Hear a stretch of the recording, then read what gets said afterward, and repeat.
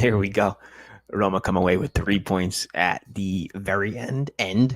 Towards the last 10 minutes of this game, they scrape away. I'm exhausted just watching this one. I know you're probably on that emotional roller coaster as well, but the end of this one does result with 3 points, which sees Roma move into fifth spot by themselves. It's a nice win in a round where Lazio lost. Roma make up that ground. Where Milan win, it was imperative to stay on that chase. Where Inter will probably win too, and where Napoli have won, these 3 points I think will go a long way towards the end of the season. Should Roma have won? Yes. They have the quality, they have the fitness, they have the creativity. Pellegrini was back. Dybalaaaa was back. No alibis on this one, guys. I'm Wayne Gerard. Thank you for joining me. If you're new here, you know what to do. Hit that subscribe button. Guys, never miss one of these. Set your alerts to my channel as well. It is nice seeing you. If you're here, I'm sure you've got a smile on your face because that means that Dybalaaaa has scored. Roma win. And every time El Shaarawy gets a goal, an angel gets its wings. That one I'm starting to firmly believe in just because of how happy it makes me. But I am happy to see you here. I like seeing the comments come in. Very happy here. Mourinho does get this spot on with the substitutions late into this game. We see Azmoun come on, Bove, El Shaarawy, and all three of those players, if I'm not forgetting anybody, did have goal-scoring actions. Of course, it's Lukaku to Azmoun, or even Bove was in that right, down to Dybalaaaa, who gets the go-ahead goal late at the 81st minute in this one, and then El Shaarawy, of course, who gets the goal at the end. So it's nice seeing Vincent here. We've got Zion Trader, who says, yes, those super subs, spot on. Germanicus, what is up, my friend? Great energy, fantastic ball handling, and super counterattack. Yeah, this is textbook Mourinho, is it not? This is exactly what you imagine a comeback looks like from him. Across the board, we're going to take a look at these starting formations as soon as we get these first comments in.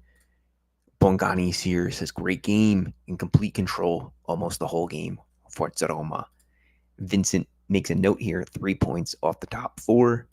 Cool, not happy with Spinazzola's game. I thought Spinazzola had a good first half, good first 45 minutes, and then he cooled off. But yeah, let's take a look at this starting lineups and stuff. It's going to take me a second here just to pull up the screen. And that comes in at the 81st minute as well as the 90th there on paper. So let's check this out really quickly as we head over. I was very frustrated in the second half. I know you were too, because I was feeling like, why can't Roma respond? Why can't they score from open play? And that's what's been bothering me so far this season, right? Is why is every stinking goal seem like it's got to be from a free kick or a penalty? Actually, Roma haven't had that many penalties this season. But you know what I'm trying to say here. The match ends up with a surprising possession of 65% in Roma's favor. In the first half, Udinese's possession was as far down as 29%, which is odd. Typically, we don't see that. I'm not sure what Cioffi's game plan there was, but we do get good signs here. Yesterday, if you watched the match preview, the one thing I was critical of is Roma's goal-scoring opportunities, was their XG. But here, we could see that there's 5 shots on target. That's a good sign. That's pretty good. When you have sharpshooters like Lukaku, El Shaarawy, and Dybalaaaa, that's usually enough to win you the game, or at least to get a few goals. With a dependable defense, 7 corners for Roma, only 2 shots on target for Udinese, and they do get 1 goal. So that's a pretty good percentage for them. But as we look at that top 5 here, Roma sneaking ahead of Atalanta, who lose out to Napoli. That was a good game. Mazzarri is back. I think he's going to steady the reins. or he's going to definitely allow the star players to feel like stars again. And that's bad news for anybody who's trying to get into the top four. Rudy Garcia had a catastrophe there. I'm not sure what happened to his judgment, to be honest with you. I do rate him as a manager. Wow, did he really make a mess of things? We see Fiorentina there, who comes up after their loss to Milan, and they're not in such great form, are they? And they've got an impressive team. I think Italiano is still a good coach. He knows what it takes to win, but those aren't great signs, right? But Bologna, who lose today, or their last match, I think they've only played 12, so they're yet to play, right? They've got a couple wins, and we know who's managing them, who is rumored to be Roma's next manager, in Thiago Motta. As we look towards the bottom there, it's Salernitana who comes away with the win, the only win from 14th to 20th after this round so far, and that was against Lazio. If you have not seen that goal by Candreva, a rocket. So we feel that as Roma fans, like he only does this to the Giallorossi. Not true. Not true after this one. He hit an absolute monster shot, as did Malinovsky for Genoa today. Whoa, I thought this man busted the net. I haven't seen two goals like that. I mean, they're equally stunning. Just madness out of there. But let's look at those lineups, guys. Keep the likes coming as well as the comments in as we keep moving forward here. This is, if you think I'm a little low in my volume, this is not an ASMR. I'm not doing anything like my baby sleeping. That's why I'm not screaming and like, yeah, let's go. So just so you know, I'm not being a weirdo. But anyway, we see Udinese's lineup here. Silvestri and net, whatever. Nathan Perez, he had a good game. Bio Ferreira, Bosele on the right there. Samardzic, who I was awaiting a much better game. Instead, he looked kind of like a punk. Wallace there holding it down. Payero and Zemura. Isaac up top with Tauvin, the Frenchman, who gets the goal. I think his first goal from open play in Serie A, perhaps ever. He was supposed to be the next big thing coming out of France, but it really hasn't popped out for him. As we look at Roma's setup here, Gianluca Mancini, Llorente, Indica. From right to left, Karsdorp, Cristante, Paredes, Pellegrini, Spinazzola. And then up top, you've got your two. You get your 9 and your 10, Lukaku and Dybala. Mancini is a nice goal, but overall, he had a really good game. Solid. Of course, he gets that header in from beautiful service by Dybala, who then gets a goal for himself. And then El Shaarawy comes in. Paredes did very well, holding possession for the team. Llorente comes up with a fantastic game-saving block where he was one-on-one. He was the last man, aside from Rui Patricio. Makes that block, I think, against Isaac. And Indica was fine. Spinazzola, I thought, was fine that first 45. He gets tired. Karsdorp, I can't remember too much of him. Maybe his positioning was okay. I think he did a good job of like pressing Udinese, Zemura back a little bit. Cristante, whatever. Pellegrini, I thought, started with a good initiative. He tried to pin Udinese a little bit back, and that's one big reason why Roma were able to hold so much possession in the first half of this match. And Dybala, I mean, like, great game, dicing them up. He was a terror, uncontrollable for Udinese in the first half. And then, of course, he cools down a little bit, but then gets back into his rhythm as the game became more open. I think Udinese may have pushed for a win here, and it really bites them in the butt. Let's take a look at the comments and what's going on, my friends. Okay. Ragav says, Wayne, can you pull out the stat of the most goals scored after 80 minutes? I'm sure he will pass Fergie. If I can get that, that would be a beautiful stat for me to come across. I'll try. A lot of times I look at Opta Paulo on Twitter. He's a great source for that, and I'll keep my eyes open there for sure, my friend. Cool says, I feel like we finally saw control in our game, not counting the time around the 60th minute. Yeah, for sure. Bekwayan Kosi is here. Says, hi, Wayne. Indika needs to improve his awareness. He might not be at fault for lots of goals, but he is always the second man walking by and not attacking the ball. I think that this is because Mourinho is keeping him a little bit deeper, because Indika is the only one who has that type of serious speed who can catch the last man. Say that a striker gets past that back line and they start to play a little bit higher. Indika is really the only guy who can help out and has that recovery speed. So he takes over from Ibanez, who was that man as well.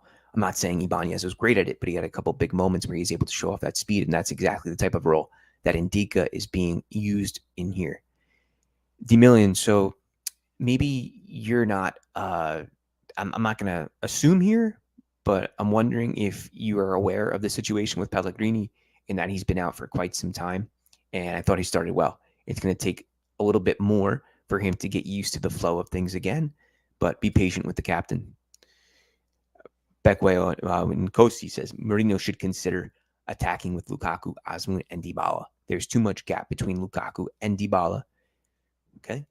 Cool says Bove great again, and did Zalewski play in the middle after Christensen came on. I liked how energetic he was. His games for Poland national team definitely boosted his confidence. And Kotka says, I hope they keep up this form and win the next 5 games to go strong and play Napoli and Juve. All right. So Kotka brings up a good point here, and I think we should look at Roma's schedule here and what the next month looks like as we head into the Christmas break. So in a few days, we've got that game against Servette, and then it's on to Sassuolo back in Serie A action a week from today, the same time as well. Sassuolo, not impressed with them. Dionisi has good tactics, but I feel like they've definitely lost a step. Then it's back to the Stadio Olimpico to play Fiorentina a week after that. So we get a little break there before it's double action again with Sheriff on December 14th. So that's 4 days after. And then Roma go to Bologna to face Malta's squad. Their 2-7-2 tactic, shifting from left to right. We say 2-7-2. It's not linear, or I should say it's not vertical, but actually side to side as he looks to overload and switch the point of attack. Then these 2 big ones at the end. Roma host the reigning Serie A champions December 23rd. A little pre-Christmas match there before the pre-New Year's match. Juve-Roma. And it doesn't slow down there. We can see that usually there used to be a gap of about 10 days here up until the Epiphany on January 6th. But here we see the Coppa Italia nudging its nose, which is definitely going to be a bit of a distraction. Roma will face Cremonese, and then Atalanta January 7th, and then Milan January 14th. So this is going to be an onslaught of matches here. I mean, there's not one match I really want to play there. The Europa Leagues are fine, but at the same time, this is when injuries occur. This is when the players get too tired, and we know how Roma's team is when it comes to fitness. And there's definitely players here who, if they did have fitness throughout the season, they would be on better teams like Dybalaaaa.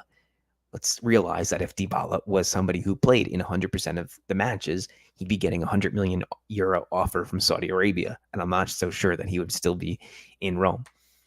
Anyway, that Atalanta squad is a bit frightening to me too. Yeah, they lost against Napoli, but Lookman is excellent. He can hit you from any spot. Coop Miners, in my opinion, is one of the best center mids in the league, perhaps in world football at this moment. They're dynamic, man. Gasparini has them playing a good type of football. Scalvini's back there. And then we look at Napoli as well. Bro, Osimhen's going to be back. Kvara scored again, or he's back to scoring. So there's no easy match coming up. And I think that's the real test for Mourinho, is that you have this side who has traditionally lost against top 5 teams. Teams within the top 5, the Giants, the Seven Sisters, is that Mourinho has failed to get points across from them. So let's see how that goes. It could be determining upon not only Roma's second half of the season, but what also happens in the summer, and not just from a transfer market perspective, but also for the coach. Kotka says, I think the next 5 are the most important games that Roma has to play this year, and I think a lot of people will understand or agree. Wayne, understanding, but Pellegrini doesn't have that captaincy aura. Mancini embodies that. Well, I'll open this up for you guys. Should Pellegrini wear the armband? I think there's this tradition of Romans taking over, and that when Totti retired, it went to De Rossi, and then next up was Florenzi. Didn't work out for Florenzi. And I think Pellegrini can lead by example. I think that his form prohibits him from doing so. I don't know exactly where he fits on the team anymore, in the sense that I don't know what type of player he is. I thought that he could be converted into a regista. I think that would have been better for his career. Now, he's not the quintessential type, right? He's not short. He's typically, you think of like trequartiste, and they're not like, 6 foot, 6'1". They're like Xabi Alonso, Pizarro, littler guys, but I do think that he could have had the talent and the vision to play that role. As a number 8, maybe, and I'm not sure that he has the legs to go and do that. So where does Pellegrini truly fit? Is it this inverted trequartista role? Is it part of a 3-man midfield, a mezzala, the way that he played under Di Francesco at Sassuolo? Maybe still, but as time goes on and more mileage is added to his legs, I'm not sure that he's going to have the fitness to do that. And that's my concern about Pellegrini. But to answer D Million's question here, should Pellegrini be a captain? I think he could be. I think it's okay. But does Mancini embody that captain? I agree with D Million here. He does. I think he, I was asked this question on Twitter. Is he more of a Robin or a Batman?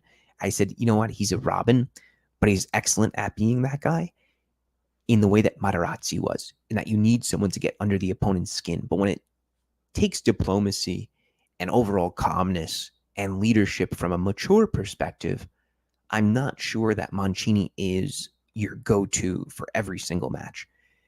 In that context, Pellegrini is a good option, once again, because that Romanismo is part of his game, being a homegrown guy. In the future, I don't know. I think Dybalaaaa is a really good captain, too. Now, of course, there's the injury concerns. If Dybalaaaa plays 65 to 70% of the matches, should he really be a captain? But you could say the same thing for Pellegrini.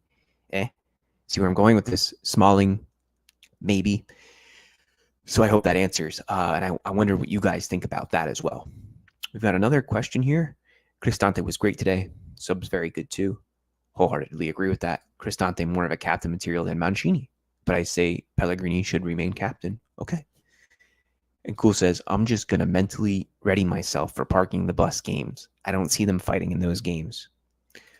What happened to Sanchez? I would not be surprised if Sanchez's contract was terminated to allow more cap space going into the January mercato. That's what I have a feeling is going to happen. That's what I would do if I were Thiago Pinto. I would look at other players who could come in. I could see how much space Roma can maneuver around. You know, people laughed at me when I said Roma should consider re-signing Raja Nainggolan. But if Nainggolan had a good locker room presence, could tell these guys what it takes to be a champion, and could play in every other game, I don't see the harm in that at all. I truly don't. For a player who is also a free agent, one who loves Rome, one who will definitely put butts in the seats and give the fans something to be happy about, I just don't see the trouble with it. Maybe you do. Maybe you say he's not professional. He's not a good locker room. He smokes cigarettes. I don't know, man. I only know that you can lead by example when you're on the pitch as a player, and that really speaks volumes. Joseph Cicero is here, or is it Chichero? The midfield and wingbacks are predictable. No creativity, very flat. I think for the meantime, Roma's just going to have to deal with that. I don't think these are those types of guys who are super dynamic. Like I said, Spinazzola did okay, but I think that after those ACL tear, I think he lost a bit of his mobility, a bit of his dribbling, his ability to get inside and to dice players up. I think that's probably lost on him. I wouldn't be surprised if he moves on as well. Paul, nice to see you. He says, we're in Rome for 2 weeks, missed the match today. Oh, you got to get there, man. Germanica says, I'd love to visit Rome again. And Paul says, the weather's great. Forza Roma, 32 times. Wow, man. That's incredible. By the way, guys, 37 people in here. Make sure you throw up a like for me. And new guys, you know what to do. Get in here, stick around with us. Pre-matches, where we look at each team, post-matches, and Roma news throughout the week, including shorts and posts, especially about statistics. So a comment here regarding Nainggolan. If he's in form, he can play 50 to 60 minutes a week. I say ditch Sanchez and sign Raja back. This is what I'm talking about. That's what I'm on. Paul Secret, thank you, bro. Thanks, Paul. I look forward to seeing you again, too. I almost went to Holston's this week, but we ended up staying a little bit more local. Should be 32. There we go. But let's look at tomorrow. We're going to do the breakdown of the Mourinho press conference. We're not going to do that today, but I thought that maybe we could take a quick look at some of the pictures, and I can translate quickly some of these posts from Forza Roma, which is my favorite website. Let's go over there and see what they have to say. I think there's a lot of excitement. Dybalaaaa, ziti I buoni. Ziti, meaning that he went like He gave the shh sign to the crowd about the criticism and goods. Lukaku gets in there at the end. I did think he was a little bit isolated, but he does his job to get Roma the third goal. Dybalaaaa says there's people, if you're looking at the top right of your screen here, he says there's people who speak too much. I want to create history and at Rome and win a trophy. I like seeing him say that. There you could see, I pulled that picture up of Dybalaaaa hushing the crowd. It says Roma Udinese, a goal and a celebration, polemica, like controversial for Dybalaaaa. Here's exactly what he did.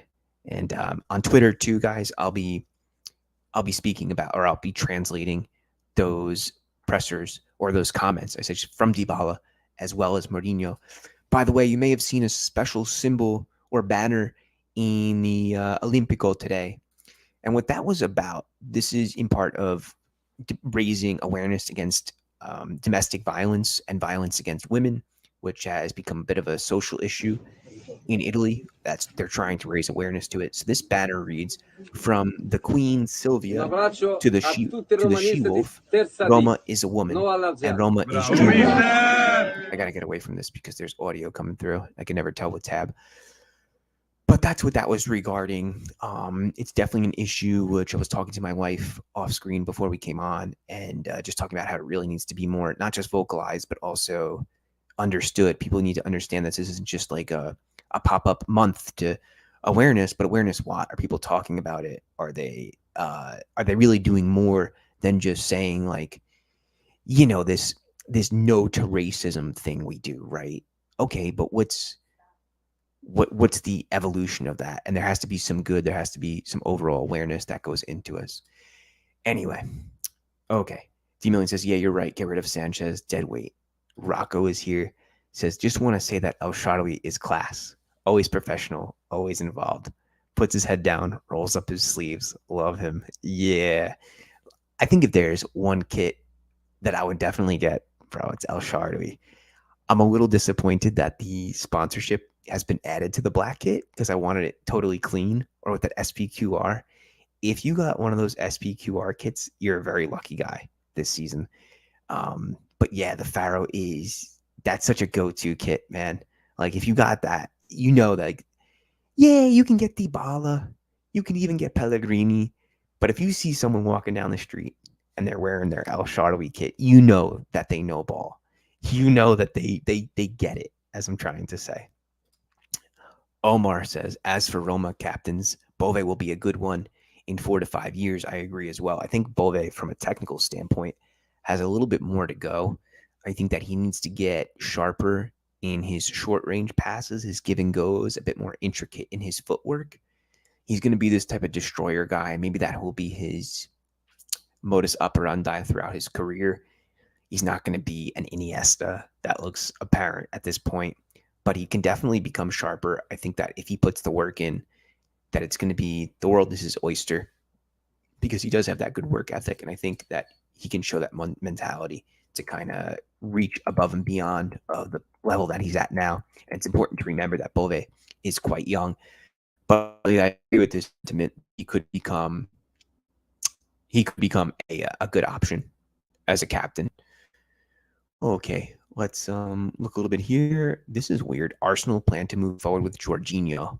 Just reading the newspaper really quickly. Camarda does, in fact, become the youngest Serie A debutant at 15 years and 8 months.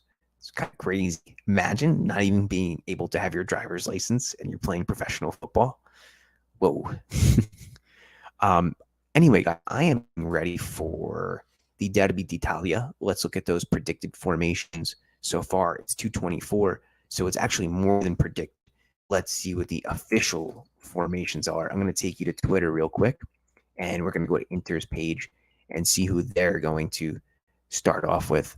Let me share this real quick if you hang on with me. Okay. Trademark curler from SDS. I'm just reading Martino's screen here. Let's go to Twitter and we'll go down. Let's do a little. I gotta stop that. Let's go to Inter. We got Inter Milan. and see what that official formation is. By the way, guys, tell me your predictions for that one for the Derby Italia. I think it's definitely 2-0 Inter, even away from home. I think that they're going to take this. Okay, Sommer, Darmian, Devrai, Acerbi, Dumfries, Barella, Çalhanoğlu, Mkhitaryan, Di Marco. I want to see Mkhitaryan get a goal. I think that would be nice for him. There's no love lost. It's not like there was this big divorce between him and Roma. I think that he still had a lot more to give. Inzaghi saw that. Inter were willing to take that gamble on a player who had small suggestions that he was slowing down due to age and to fitness. But Thuram Lautaro there, Lilian Thuram's son, is destroying football at the moment. He's doing excellent, man. And you look at Inter's bench, and there aren't big names, but there's some strong ones here. As I say, there's no big names. I see Quadrado's name pop up. I'm like, duh, yeah, dude. Sensi, Quadrado, Arnautovic, Fratesi, Carlos Augusto.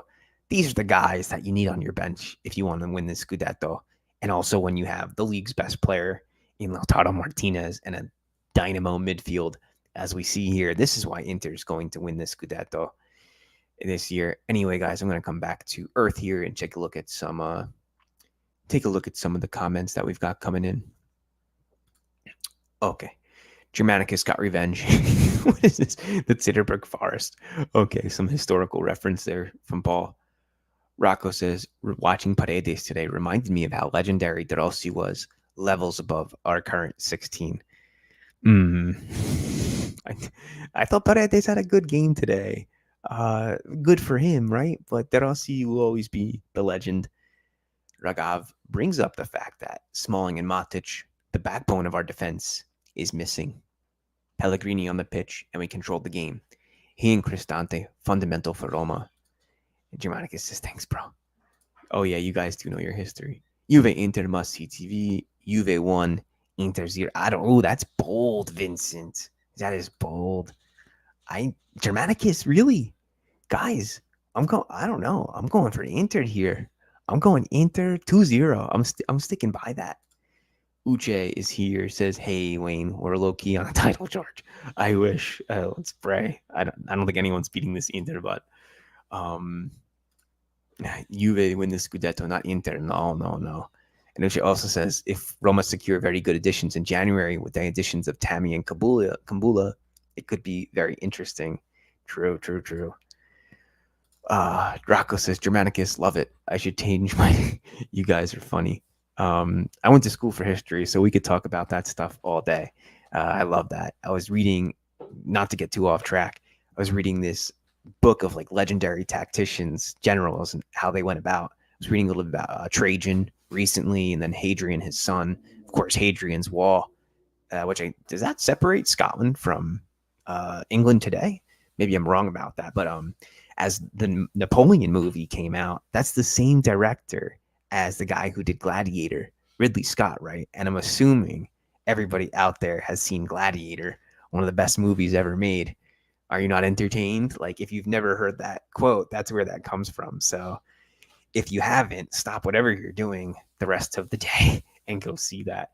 By the way, guys, we've got a rotation of people in here. Throw in a comment, throw a like up there. And if you're new, a subscription as well. Help this channel grow. Post it on Reddit. Post it on Big Soccer, wherever you can. Help this grow so we could have good chats about Roman history, apparently. Inter 2-1, Inter 3-1. I like these. I could do these, either one of them. You guys are funny. Yes, it did. Okay, good to know. Ruben's here. He says, I told people that Roma were going to win 3-1, and it came to pass. With Jose, all things are possible. Watching from Monrovia, Liberia. Nice to see you, Ruben. Thanks for joining me. It's probably about, 7:30, maybe 8:30 at night for you. So thanks for checking in. We've got a good number of people who tune in from West Africa. So that's nice to see. We're a big international group here. I like that.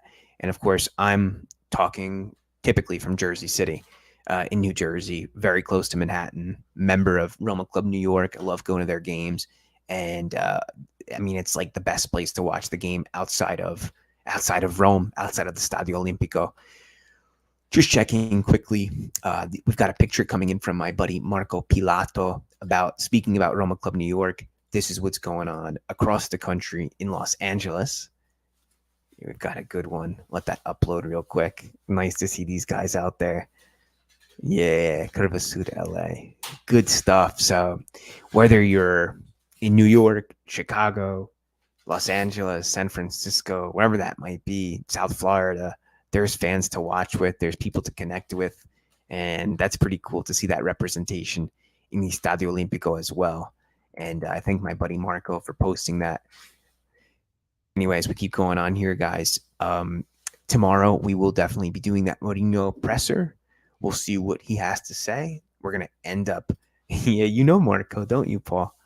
We're gonna end up some comments here. So if you want to throw anything at the last second in, please feel free. We're a half hour in, and he's usually run at about 30 to 40 minutes max.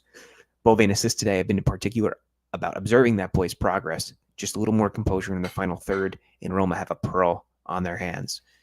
Yeah, man. If he just keeps growing and getting a little bit better, more polished, like you said, then I think it's some good stuff here. Last comment here. I want you guys to post on the video, who was your man of the match today? That's our lasting question. Make sure you write in on the YouTube itself. So if you've got this in, go into the comments, not just here for the live stream, but actually on the YouTube comments as well. You know what I'm talking about. You know what I'm trying to say. Rocco has one of the last questions here. Says, my buddy says Pobega better than Cristante. He says Brian thinks he's a Don Law. Why are Milan fans like this? I mean, you've got strange takes from every type of fan base, right? And this is definitely one. Inter have Barella, Roma have Bove. It takes time, man. It takes time. Cristante. All right, guys. We'll talk soon. Thank you for joining me. And if you have not, please subscribe. Thank you. Talk to you then.